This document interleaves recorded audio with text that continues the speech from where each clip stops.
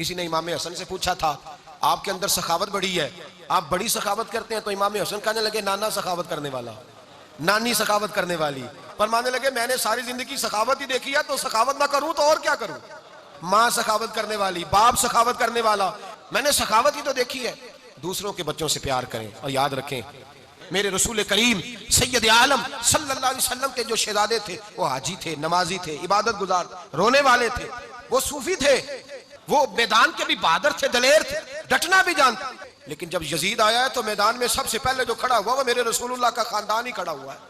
बच्चों के अंदर एहसास पैदा करें, ये कौम का मुस्तकबिल है, इन्हें संवारने की फिक्र करें, इन्हें किसी एहसास कमतरी का शिकार ना बनाएं, इनके अंदर तवानाइयां पैदा करें। इन्हें कहें कि जब तुम आगे बढ़ोगे, जब तुम अपने अंदर सलाहियत पैदा करोगे, जब पढ़ लिख जाओगे, जब तुम्हारे अंदर किरदार की बुलंदी और अजमत आएगी, तो फिर अल्लाह ताला तुमसे इमामत का काम लेगा, फिर रब तबारक व तआला तुम्हें सबसे ज्यादा बड़ाई अता करेगा।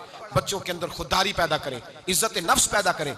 बड़ी जो आदमी सिर्फ सोच ऐसी रखता है कि मैं बड़ा हूं और बड़ा बनता नहीं, वो तो छोटा रह जाता है, तो सबसे पीछे रह जाता है। बड़ा तो वो जो किरदार का बड़ा, जो अमल का बड़ा, जो इल्म का बड़ा। मेरे भाइयों, तरस तरस के बच्चे मैंने देखा है, बहुत सारे बच्चे बेचारे ऐसे हैं जो तालीम ही नहीं हासिल कर सकते, किताबों के पैसे नहीं, लायक ज़हीन स्टूडेंट मदारस में दाखिल होते हैं, ज़हीन बच्चे, ज़हीन 1 2 3 साल पढ़ते हैं, छोड़ जाते हैं। पता किया जाता है कि छोड़ क्यों गए, तो कहते हैं निज़ाम नहीं चलता। अब्बा जी कहते हैं 8 साल कौन पढ़ाए, घर में कुछ खाने को भी तो चाहिए, दवाई के भी तो पैसे चाहिए। मुआशरे का सितम लोगों को पीछे कर देता है। इमाम आज़म अबू हनीफा रहमतुल्लाह अलैह घुमा करते थे कूफे की गली में, जो बच्चा तालीम नहीं हासिल करता था पकड़ के मदरसे लाते थे।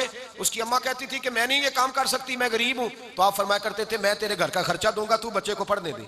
इस हद तक हमारे बुजुर्गों ने कौम का मुस्तकबिल संवारने में किरदार अदा किया। अगर हम आज बच्चों को संवारने में कामयाब हो गए तो कल का हमें रोना नहीं रोना पड़ेगा, फिर कल ताबनाक होगा, खूबसूरत होगा। बच्चों को हौसला दें, तवानाई दें, अच्छा किरदार सिखाएं, अच्छे इखलाक सिखाएं, अच्छे अदवार से इन्हें वाकिफ करें। ये हमारा मुस्तकबिल है। देखिए ना, हमारे मुआशरे में रोज अखबारात में आता है, बच्ची काम करती थी, उस पर इतना तशद्दुद हुआ, इतना तशद्दुद कि पूरा वजूद जख्मों से भर गया।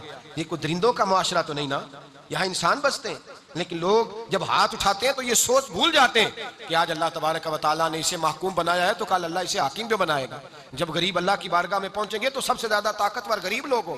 हम अपने मुलाजिमीन के बच्चों पर जुल्म करते हैं, ज्यादतियां करते हैं।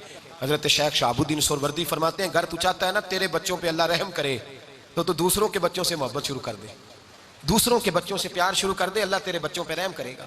और अगर तू दूसरों से बुग़्ज़ रखे, सिर्फ मेरे, बाकी किसी के नहीं, सिर्फ मेरे, तुझे दूसरे का ख्याल ही ना आए, तुझे कभी तसव्वुर ही ना आए, सोचे ही ना। मेरे नबी पाक का तरीका क्या था? हजरत उसामा बिन ज़ैद हुजूर के गुलाम के बेटे थे, लेकिन नबी पाक ने उन्हें अमीर लश्कर बना दिया। लश्कर का अमीर हजरत उमर फारूक जैसे लोग सिपाही हैं उस लश्कर के, और उसामा बिन ज़ैद को हुजूर ने लश्कर का अमीर बनाया। खुददारी बेदार की।